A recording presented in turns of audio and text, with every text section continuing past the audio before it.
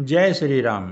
मित्रों, श्री राम कथा बालकांड में दोहा 203 से दोहा 206 तक की कथा सुना रहा हूँ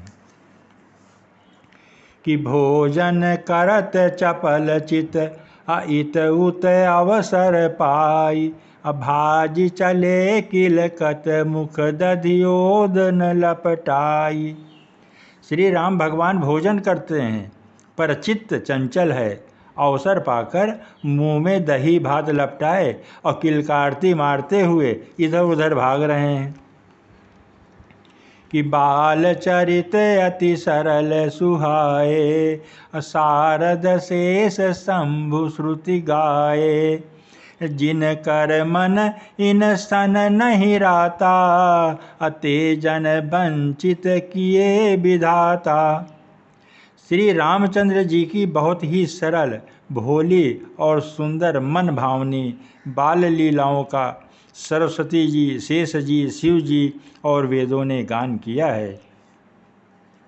जिनका मन इन लीलाओं से अनुरक्त नहीं हुआ, विधाता ने उन मनुष्यों को वंचित कर दिया कि भय कुमार जब ही सब भ्राता अदीन जनेऊ गुरु पितु माता अगुरु ग्रह गए पढ़न रघुराई अलप काल विद्या सब आई। जैसे ही सब भाई कुमारावस्था को हुए, त्यों ही गुरु, पिता और माता ने उनका यज्ञोपवीत संस्कार कर दिया। श्री रघुनाथ जी भाइयों सहित गुरु के घर में विद्या पढ़ने गए और थोड़े ही समय में उनको सब विद्याएं आ गईं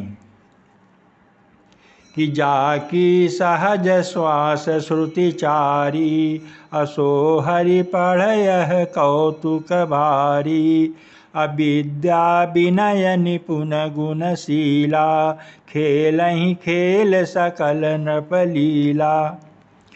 चारों वेद जिनके स्वाभाविक श्वास हैं, वे भगवान पढ़ें, यह बड़ा कौतुक अचरज की बात है। चारों भाई विद्या, विनय, गुण और शील में बड़े निपुण हैं और सब राजाओं की लीलाओं के ही खेल खेलते हैं कि करतल बाण धनुष अति सोहा अदेखत रूप चराचर मोहा अजिन बीथिन बिहरहि सब भाई थकित होहि सब लोग लुगाई। हाथों में बाण और धनुष बहुत ही शोभा देते हैं। रूप देखते ही चराचर जड़ चेतन मोहित हो जाते हैं। वे सब भाई जिन गलियों में खेलते हैं, निकलते हैं, उन गलियों के सभी स्त्री पुरुष उनको देखकर स्नेह से शिथिल हो जाते हैं अथवा ठिठक कर रह जाते हैं कि कौशलपुर बासी नर नारी वृद्ध अरुबाल प्राणहुते प्रिय लागत सब कहूँ राम कृपालु। कौशलपुर के रहने वाली स्त्री, पुरुष, बूढ़े और बालक सभी को कृपालु श्री रामचंद्र जी प्राणों से भी बढ़कर प्रिय लगते हैं कि बंधु सखा संग लेहि बुलाई अपन मृगया नित खेलहि जाई पावन मृग मारहि जिय जानी दिन प्रति नृपहि देखावहि आनी। श्री रामचंद्र जी भाइयों और इष्ट मित्रों को बुलाकर साथ ले लेते हैं और नित्य वन में जाकर शिकार खेलते हैं। मन में पवित्र समझकर मृगों को मारते हैं और प्रतिदिन लाकर राजा दशरथ जी को दिखलाते हैं कि जे मृग राम बाण के मारे ते तनु तजि सुरलोक सिधारे अनुज सखा संग भोजन करहि मातु पिता आज्ञा अनुसरहि। जो मृग श्री राम जी के बाण से मारे जाते थे, वे शरीर छोड़कर देवलोक को चले जाते थे। श्री रामचंद्र जी अपने छोटे भाइयों और सखाओं के साथ भोजन करते हैं और माता पिता की आज्ञा का पालन करते हैं कि जेहि विधि सुखी हो ही पुर लोगा, करहि कृपा निधि सोहि संजोगा। वेद पुराण सुनहि मन लाई, आपु कहाहि अनुजनहि समुझाई। जिस प्रकार नगर के लोग सुखी हों, कृपा निधान श्री रामचंद्र जी वही सहयोग वही लीला करते हैं। वे मन लगाकर वेद पुराण सुनते हैं और फिर स्वयं छोटे भाइयों को समझाकर कहते हैं कि प्रातः काल उठि कै रघुनाथा, मातु पिता गुरु नामहि माथा। आयसु मांगि करहि पुर काजा, देखि चरित हरसहि मन राजा। श्री रघुनाथ जी प्रातः काल उठकर माता पिता और गुरु को मस्तक नवाते हैं और आज्ञा लेकर नगर का काम करते हैं। उनके चरित्र देख देख कर राजा मन में बड़े हर्षित होते हैं कि व्यापक अकल अनीह, अज निर्गुण नाम न रूप। भगत हेतु नाना विधि करत चरित्र अनूप। जो व्यापक अकल इच्छा रहित अजन्मा और जो निर्गुण है तथा जिनका न नाम है न रूप है, वही भगवान भक्तों के लिए नाना प्रकार के अनुपम अलौकिक चरित्र कर रहे हैं कि यह सब चरित्र कहाँ मैं गाई, आगिल कथा सुनहु मन लाई। विश्वामित्र महामुनि ज्ञानी, बसहि विपिन शुभ आश्रम जानी। यह सब चरित्र मैंने गाकर बखान कर कहा, अब आगे की कथा मन लगाकर सुनो। ज्ञानी महामुनि विश्वामित्र जी वन में शुभ आश्रम पवित्र स्थान जानकर बसते थे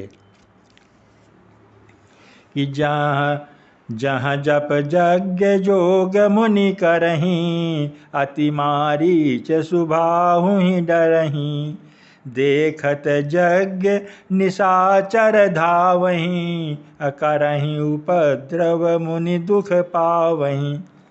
जहाँ वे मुनि जप यज्ञ और योग करते थे, परंतु मारीच और सुबाहु से बहुत डरते थे। यज्ञ देखते ही राक्षस दौड़ पड़ते थे और उपद्रव मचाते थे, जिससे मुनि बहुत दुख पाते थे कि गादि तनय मन चिंता व्यापी, हरि बिन मरहि निशिचर पापी। तब मुनिवर मन कीन विचारा, प्रभु अवतरहु हरन मही भारा। गाध के पुत्र विश्वामित्र जी के मन में चिंता छा गई कि ये पापी राक्षस भगवान के मारे बिना न मरेंगे। तब श्रेष्ठ मुनि ने मन में विचार किया कि प्रभु ने पृथ्वी का भार हरण करने के लिए अवतार लिया है कि एहूँ मिस देखूँ पद जाई, करि बिनती आनऊ दो भाई।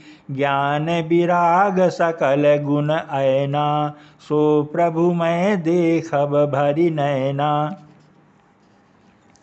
इसी बहाने जाकर मैं उनके चरणों का दर्शन करूं और विनती करके दोनों भाइयों को ले आऊं।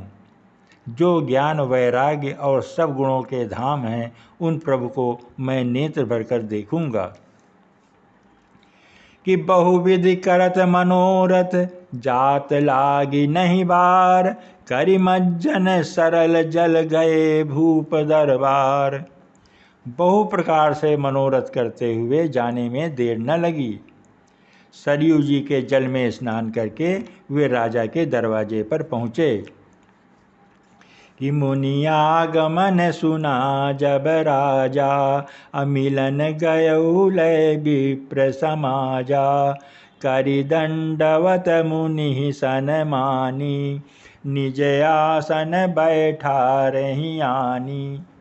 राजा ने जब मुनि का आना सुना, तब वे ब्राह्मणों के समाज को लेकर मिलने गए और दंडवत करके मुनि का सम्मान करते हुए उन्हें लाकर अपने आसन पर बैठाया कि चरण पखार की नियति पूजा, अमो समय आजु धन्य नहीं दूजा। विविध भांति भोजन करवावा, अमुनि बर हृदय हरस अति पावा। चरणों को धोकर बहुत पूजा की और कहा, मेरे समान धन्य आज दूसरा कोई नहीं है। फिर अनेक प्रकार के भोजन करवाए, जिससे श्रेष्ठ मुनि ने अपने हृदय में बहुत ही हर्ष को प्राप्त किया। कि पुनि चरणनि मेले सुतचारी, राम देखी मुनि देह बिसारी। भय मगन देखत मुख शोभा, जनु चकोर पूरन शशि लोभा। फिर राजा ने चारों पुत्रों को मुनि के चरणों पर डाल दिया, उनसे प्रणाम कराया।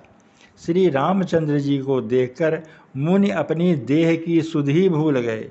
वे श्री रामचंद्र जी के मुख की शोभा देखते ही ऐसे मग्न हो गए, मानो चकोर पूर्ण चंद्रमा को देखकर लुभा गया हो। कि तब मन हरसि बचन कहराऊ, अमुनि यस कृपा न कीन्हु काऊ। केहि कारण आगमन तुम्हारा, काहू सो करत न लावऊ बारा। तब राजा ने मन में हर्षित होकर ये वचन कहे कि हे मुनि, इस प्रकार कृपा तो आपने कभी नहीं की। आज किस कारण से आपका शुभ आगमन हुआ है, कहिए, मैं उसे पूरा करने में देर नहीं लगाऊंगा। कि असुर समूह सतावहि मोहि, मैं जाचन आयऊ नृप तोहि। अनुज समेत देहु रघुनाथा, अनिशिचर बध मैं होब सनाथा। मुनि ने कहा कि हे राजन, राक्षसों के समूह मुझे बहुत सताते हैं, इसलिए मैं तुमसे कुछ मांगने आया हूँ। छोटे भाई सहित श्री रघुनाथ जी को मुझे दो, राक्षसों के मारे जाने पर मैं सनाथ हो जाऊंगा, सुरक्षित हो जाऊंगा। जय श्री राम, जय श्री राम।